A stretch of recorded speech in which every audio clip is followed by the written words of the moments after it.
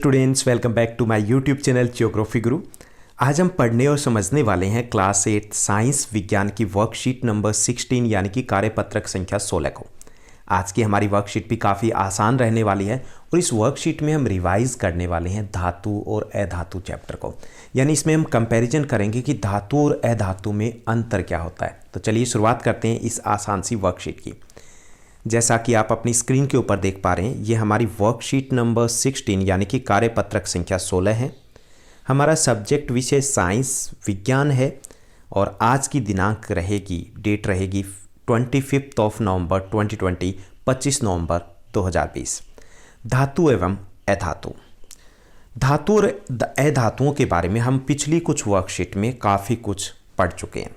आज हम दोहराई करने वाले हैं और इस दोहराई में हम इन दोनों में अंतर स्पष्ट करेंगे कि धातु और अधातु में अंतर क्या होता है, यानी कि इनकी हम तुलना करेंगे।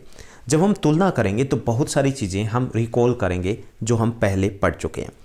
तो सबसे पहले हम बात करेंगे कि दिखावट के आधार पर, दिखने के आधार पर धातु और अधातु में क्या अंतर होता है।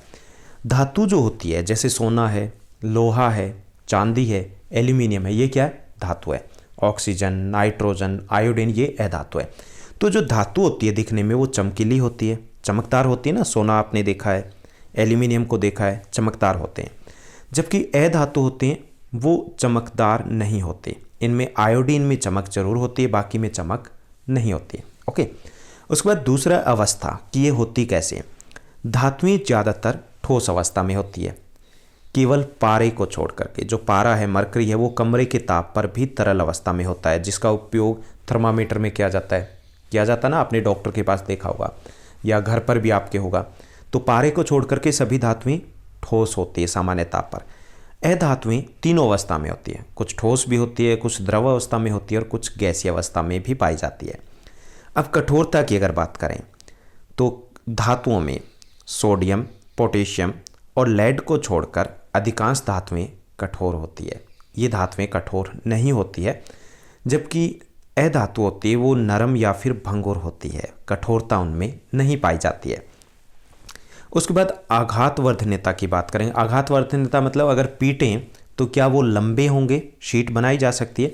तो धातुएं आघातवर्धनीय होती है ज़्यादातर, अधिकांश जो धातुएं, यानी कि उनको अगर पीटेंगे तो मेलेबल होती है, यानी उनको पीट करके उनकी चादरें बनाई जा सकती है। जबकि अधातुओं में ये गुण नहीं होता, यानी कि आघातवर्धनीय नहीं होती। अगर हम पीटेंगे तो क्या होगा, वो धातुएं टूट जाएगी। उसके बाद नेक्स्ट है तन्यता के आधार पे देखें तो धातुएं होती है वो तन्य होती है। तन्य मतलब उनके तार खींचे जा सकते हैं, तारों में परिवर्तित किया जा सकता है, जबकि अधातुओं में ऐसा नहीं होता है। चालकता की बात करें तो धातुएं ऊष्मा और विद्युत की सुचालक होती है, जबकि अधातुएं जो होती है वो अधिकांशतः कुचालक होती है। धावनिक यानी कि अगर चोट करेंगे उसके ऊपर तो आवाज़ आएगी ना। आप लोहे के ऊपर या किसी बर्तन नीचे गिरता है तो टन की आवाज़ आती है, काफ़ी सारी आवाज़ आती है। तो ये धावनिक होती है, जिससे इसी वजह से घंटियां हैं वो धातु की बनाई जाती है, क्योंकि आवाज़ आती है, काफ़ी देर तक आवाज़ आती है।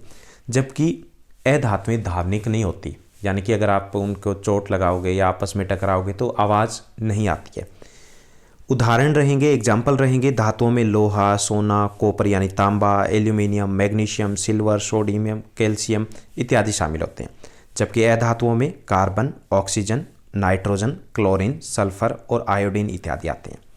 तो ये थी हमारी आज की वर्कशीट, जिसमें हमने रिवाइज किया कि धातु और अधातु में अंतर क्या होता है। अब हम आगे बढ़ते हैं और क्वेश्चन दिए गए हैं, 5 आसान से क्वेश्चन दिए गए आज की इस वर्कशीट में। पहला जो क्वेश्चन दिया गया है, 2 धातुओं के नाम लिखिए जिन्हें चाकू से काटा जा सकता है। तो वो है सोडियम और पोटेशियम। उसके बाद दूसरा क्वेश्चन दिया गया है, मंदिर की घंटियां धातुओं की क्यों बनाई जाती है? क्योंकि ये धावनिक होती है, आवाज़ करती है। तीसरा जो क्वेश्चन दिया गया है, अपने आसपास उपस्थित किन्हीं 4 धातुओं और अधातुओं के नाम लिखने हैं। तो 4 धातुओं के नाम रहेंगे, लोहा अपने आसपास होता है, सोना, कॉपर यानी तांबा और एल्यूमिनियम, ये 4 धातुएं। 4 अधातुओं के नाम लिखने जो अपने आसपास होती है, उनमें है कार्बन, ऑक्सीजन, नाइट्रोजन और आयोडीन। नेक्स्ट क्वेश्चन है कि धातु और अधातु में अंतर स्पष्ट कीजिए। तो ऊपर जो हमने डिस्कस किया है उनमें से आप कोई 4 पॉइंट है वो ले सकते हो और उसके आंसर को आप कंप्लीट कर सकते हो। उसके बाद 5th क्वेश्चन दिया गया कि किसी एक ऐसी धातु का नाम बताइए जो कमरे के ताप पर द्रव अवस्था में रहती है, तो वो है पारा यानी कि मरकरी। तो ये थी हमारी आज की आसान सी वर्कशीट। उम्मीद करता हूँ आप बेहतर तरीके से पढ़ रहे होंगे। ऐसे ही पढ़ते रहिए, खुश रहिए, हमारे साथ बने रहिए। इस चैनल को लाइक शेयर सब्सक्राइब ज़रूर कीजिएगा।